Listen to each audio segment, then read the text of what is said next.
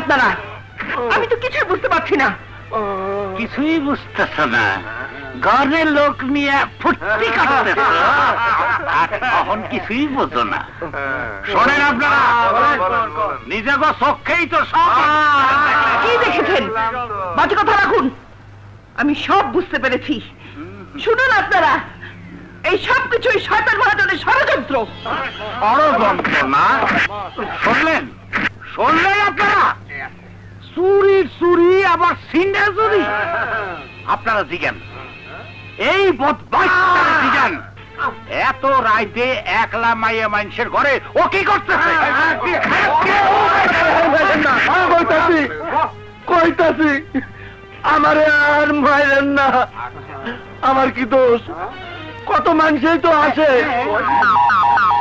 আমিও আইছি, রেট মতো টাকাও দিছি, রাত চুক্তি 100 টাকা। মাতবর সাহেব, এদিকে আসেন, বলেন অহন কি হইব? বিচার হইব, শরীয়ত মোতাবেক বিচার হইব।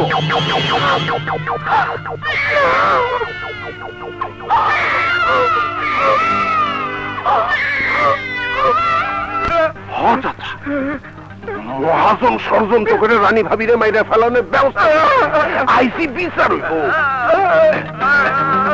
দেখেন গ্রামের মুরব্বীরা, দেখেন গ্রামের লোক পর্যন্ত লজ্জা পাইয়ে গেছে, কিন্তু হ্যাঁ মাতারির কোনো লজ্জা নাই। মাথা উঁচা করে খাড়া রয়েছে। কেন কথা কন না কেন? হ্যাঁ, এ মাথা নিচু হবে না। অন্যায়ের কাছে কোনোদিন আমি মাথা নিচু করব না, তাতে যে শাস্তি হয় হোক। জিনাকরণের বিচার করতে আইসা আপনারা নাকি অন্যায় করতেছেন। আমি আর কি কম, আপনারাই কোন। এইবার তোমার যা জিজ্ঞাসা করা হইতেছে তার জবাব দাও। কার কাছে জবাব দেব? মানুষ আছে এখানে? আপনারা আপনারা কে না জানতেন ওই মহাজন জাল দলিল করে আমার বাবার সম্পত্তি কেড়ে নিতে চেয়েছিল। ওই মহাজন মিথ্যে খুনের মামলায় আমার স্বামীকে জেলে পাঠিয়েছে। কেউ একটা কথা বলেছেন তখন? কিসের বিচার করতে এসেছেন আপনারা?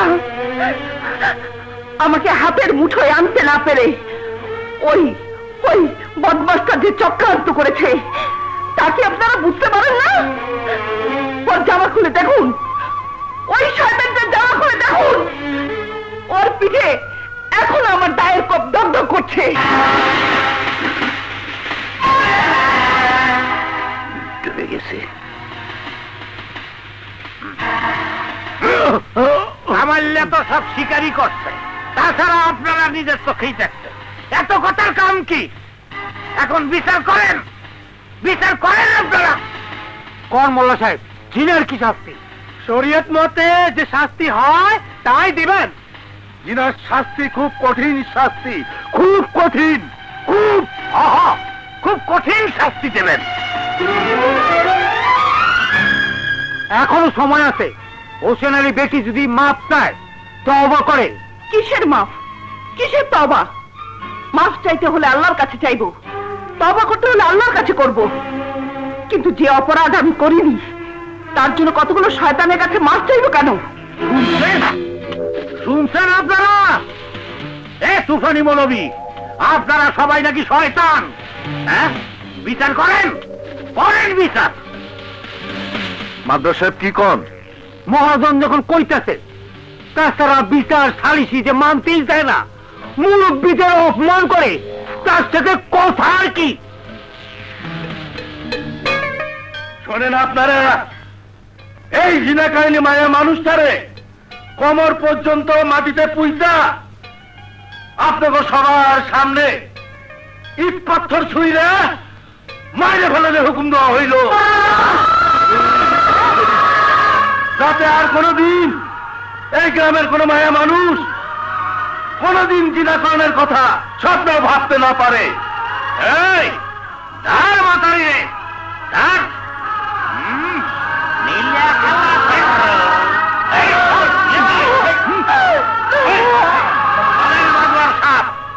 রায় এখনই কার্যকর করা হবে।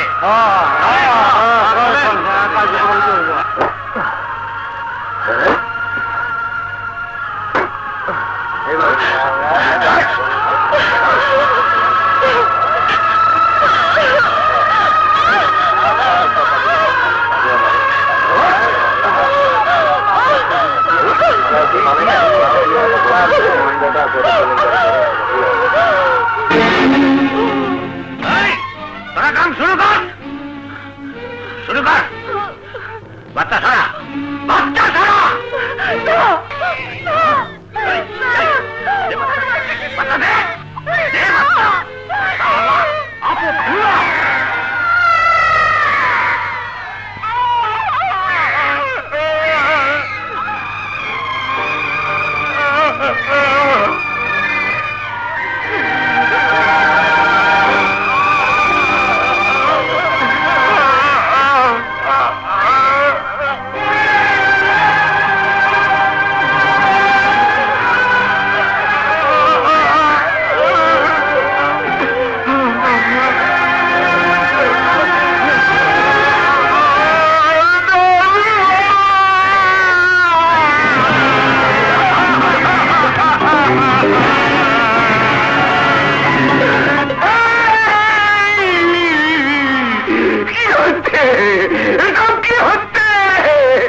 আপনার শুনে কাম নাই, আপনার কথার অহং কোনো দাম নাই। বাবা, আপনি চলে যান। ওই তার বদমাসদের কথার মধ্যে আপনি আসবেন না। আপনি আপনার বংশের প্রতি বুকে নিয়ে চলে যান। দাঁড়াও বাবা, আমাকে কি শুনতে দাও। কি আর শুনবেন? আপনার বৌমা জিনা করছে, জিনা। না, আমার বৌমাকে আমি চিনি। সে কি করতে পারে না পারে তাও আমি জানি। আপনি জানেন, আর আমরা যে কুকীর্তির সময় হাতে নাতে ধরছি, আমরা কিছুই জানি না। না, আপনারা শুনুন, যে নাকি কোনো মেয়ে মানুষ একা একা করতে পারে, হ্যাঁ পারে, নাকি তার সাথে একজন পুরুষও লাগে। পুরুষ তো আসিল। কোথায় কোথায় সেই পুরুষ? কোথায়? আর একটা গর্ত কোথায়? খুঁড়ুন, সেই পুরুষটির জন্য একটা গর্ত খুঁড়ুন। সেই পুরুষটিকে ওই গর্তে পুঁতে দিন। আমার সবাই মিলে তাকে পাথর মারি, পাথর মারি, পাথর মারি। কি হলো? কথা বলুন, বলুন আপনারা। পুরুষ যে আল্লাহর সৃষ্টি, নারীও কি সেই আল্লাহর সৃষ্টি নয়? বলুন, চুপ করে আছেন কেন? বলুন। গন্ধম খেয়েছিল মা হাওয়া, তার জন্য আল্লাহ শুধু মা হাওয়াকে বেহেশত থেকে ফেলে দেননি, বাবা আদমকেও ফেলে দিয়েছিলেন। আল্লাহর বিচার যদি একরকম হয়, আপনাদের বিচার দুরকম কেন? বলুন, জবাব দিন, জবাব দিন। অত সত্য বুঝি না। একটা মাইয়া মানুষের জন্য পুরা গ্রামের পোলা মাইয়া নষ্ট হয়ে যাইব, এইটা আমরা সহ্য করুন না। ঠিক আছে, ঠিক আছে, ও এই গ্রামে থাকবে না, চলে যাবে। এই গ্রাম ছেড়েও চলে যাবে।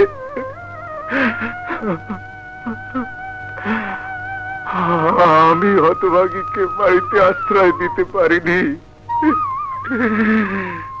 আপনারা ওকে গ্রামে থাকতে দেন না, দিন না, দিন না।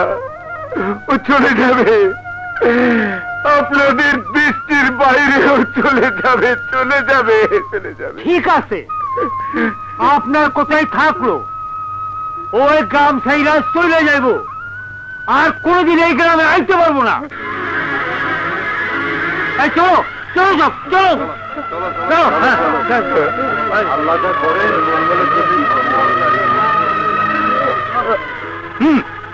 শালার বইয়া মারে, মারে,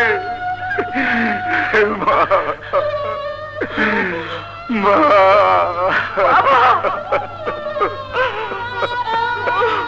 মা, মারে,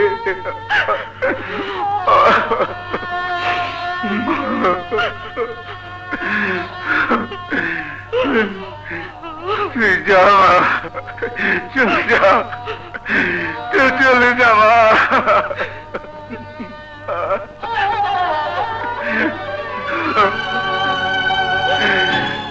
আল্লাহ